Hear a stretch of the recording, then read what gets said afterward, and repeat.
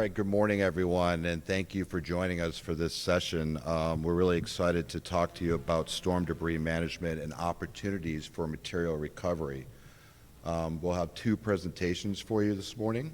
First, you'll hear from my colleagues, Amanda Condomina, who is the Waste Prevention and Collections Manager for Lee County, and then Katherine Kallas, who is our Recycling Coordinator.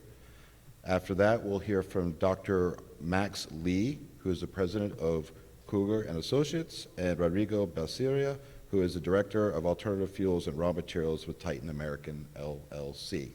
So we will start with Amanda.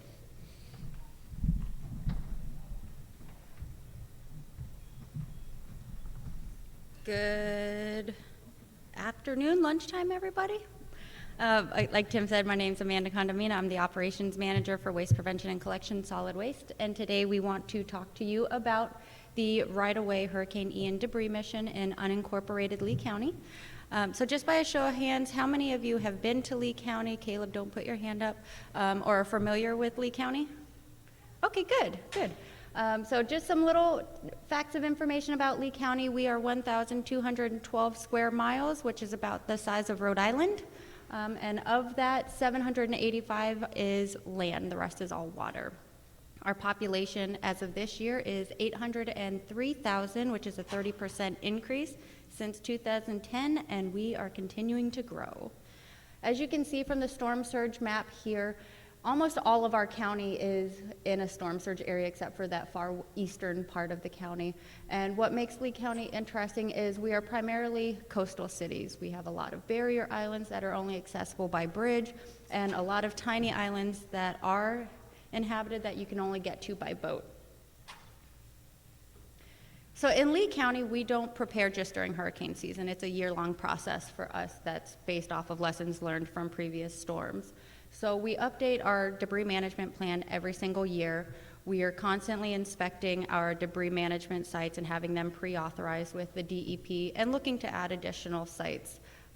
We work with our internal stakeholders and with our debris contractors to be up to speed on any FEMA updates that have come out and really to incorporate any lessons learned that our disaster contractors have taken in from previous storms that they have just activated on. And we make sure that our disaster route maps are in line with our standard yard waste collection routes, because typically in the solid waste world, your yard waste routes are smaller and more manageable, which will ensure efficiency in doing your collections. So day one, really this is D-Day, when the storm is upon us. We're in the EOC, we're seeing the storm conditions worsen, and we're quickly realizing what our top priorities are going to be as soon as we are able to get out into the field. We knew search and rescue were going to be imperative, and we needed to be able to start first push immediately to be able to get them access to the streets. And with that, we also had to make sure that our water and our infrastructure was quickly being brought back online after the storm. We had no potable water in the county, and we had very limited power. There was no street lights, there was no stoplights, and anyone that's been through a hurricane can appreciate as soon as there's blue, clear skies, everyone is wanting to come out and see what's going on, what the county looks like. So here we are. This picture, all that debris that is piled on the sidewalk was in the roadway. We pushed it out during first push. Cracker Jack and the shipping container, they were from another part of the county that Hurricane Ian picked up and felt belonged in the mangroves, and that's where they sat until we were able to deal with the titled property. But Hurricane Ian was the 5th largest hurricane to ever hit the U.S., and it was something that Lee County was not prepared for. The amount of titled property, the derelict vessels, just all the different type of debris streams that we've never had to deal with before, like sand, we had to deal with on this one. So this video shows you of the barrier islands. This is the Matt Lachey Bridge. If that was there was water everywhere, sand everywhere, and you can see it was completely washed out. So we had two of our largest barrier islands, Sanibel and Captiva, and then Matt Lachey Pine Island areas that were completely cut off. We couldn't get out there to them to do our assessments, so we had to get creative and do aerial assessments. This video was actually taken by one of my own team members that was up in the helicopter with me while we were doing our assessments. While we were doing the aerial assessments, it was all hands on deck for solid waste. We had 15 of our field staff members out in the field doing their initial assessment of the amount of debris that we were planning to have to collect. And we realized that initially it was higher vegetative debris, but there was going to be a lot of construction debris. We were planning for whole households to come out, unfortunately. But as a lessons learned from Hurricane Irma, since our folks are already out in the field, they are looking to identify any hazards and are reporting those in. And yes, this picture was taken by our own director of a hazard of a boat on top of a wire on top of a house. So just to give some images of what our folks saw when they were out in their travels right after the storm, this was a van that was out on Fort Myers Beach. I don't know how that tree was still standing, but it beat the van. And then this is out on Captiva. I had mentioned that there was sand everywhere. This was something that was new for us. We've never had an event where we had to deal with sand before. So we pushed all of that sand out of the roadway, but then we had to figure out what we did with it. So we opened up stand staging locations where we would screen the sand and ultimately get it to a condition where we could lay it back down on the beaches, sort of as a beach renourishment project. But you can see the issue that it created. It covered up the entire right-of-way, so the residents only had the option of piling their storm debris back on the driveway. So I had mentioned that there was pretty much no power around the county. You can appreciate from standard solid waste world, no power. Everything that's in a refrigerator and in a freezer is going to go bad quickly, and that's going to create a health safety issue.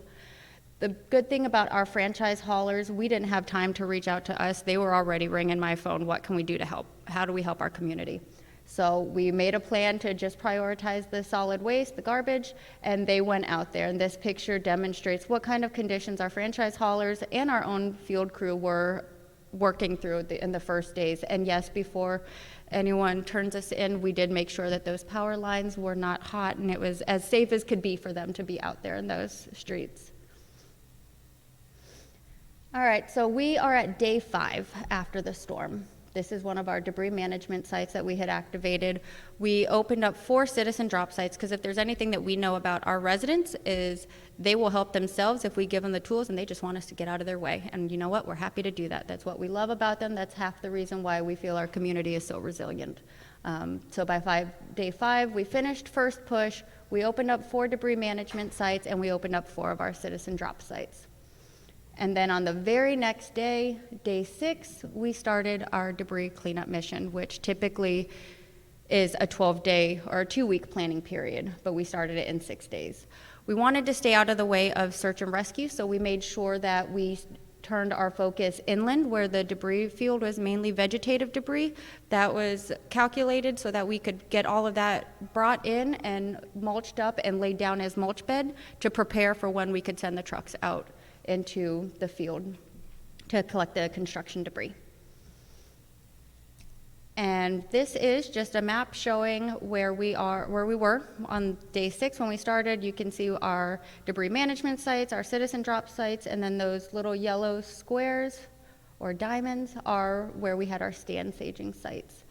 And with that, I'll turn it over to Kathy to talk to you a little more about debris management sites. Thank you, Amanda. So we talked about damage assessments and debris estimates. We talked about the sand situation. So the big, huge piles of debris that is generated throughout the county, what happens to that? That's the question that I get whenever I'm doing any presentations. Everybody wants to know what happens to all that material.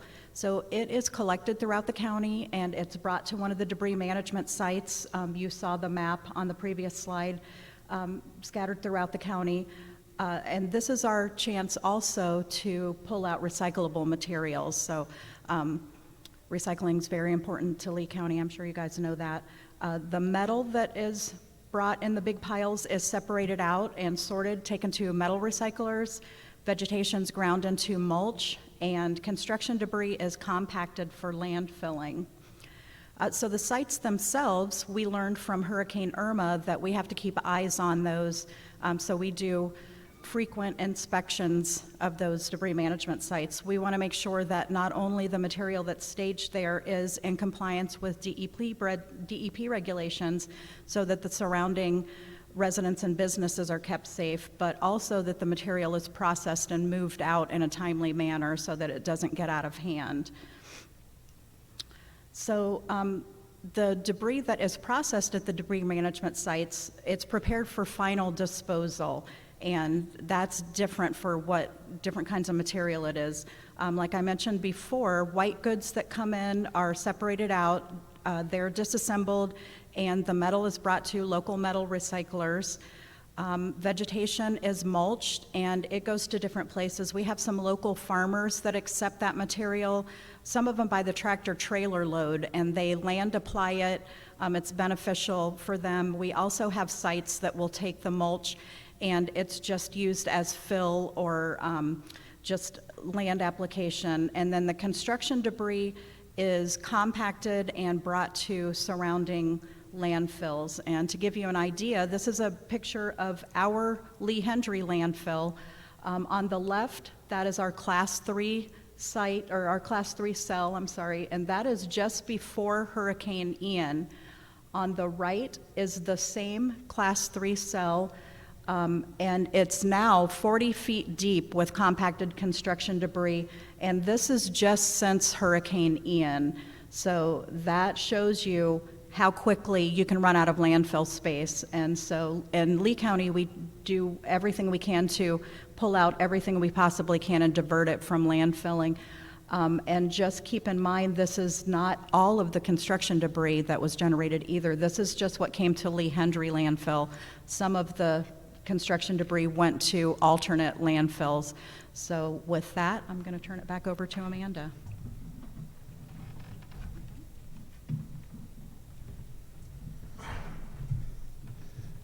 Thank you, Kathy. So Kathy talked about all of the debris. This gives you some of the milestones of where we have been the last 5 months. By, like we said, day 6, we started our first pass.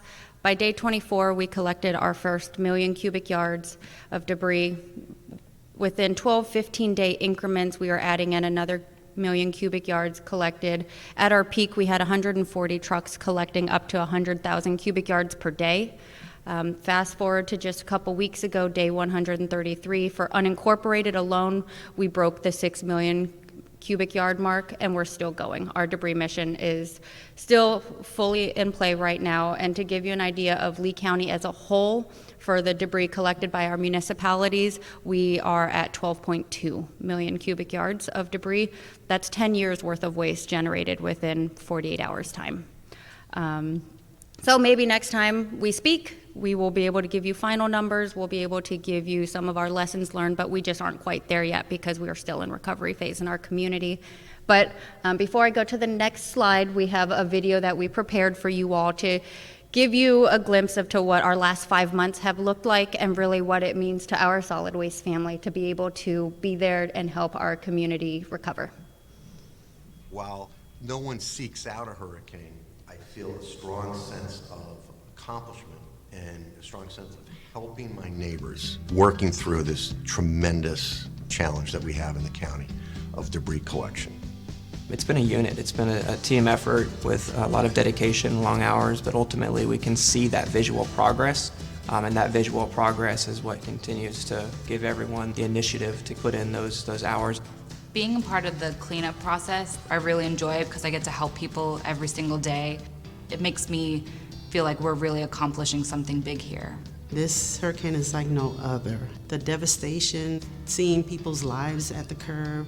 It's nice knowing that I'm being helpful in some kind of way, at least so they can get back to some kind of normality. Being able to be there and coordinating the debris to help residents rebuild and restore their lives, it means everything to me. All right, and that's all that we have from Lee County. Here's our contact information if you want to reach out to us or you can come up and talk with us. We have our business cards and we'll go ahead and turn it over. Thank you.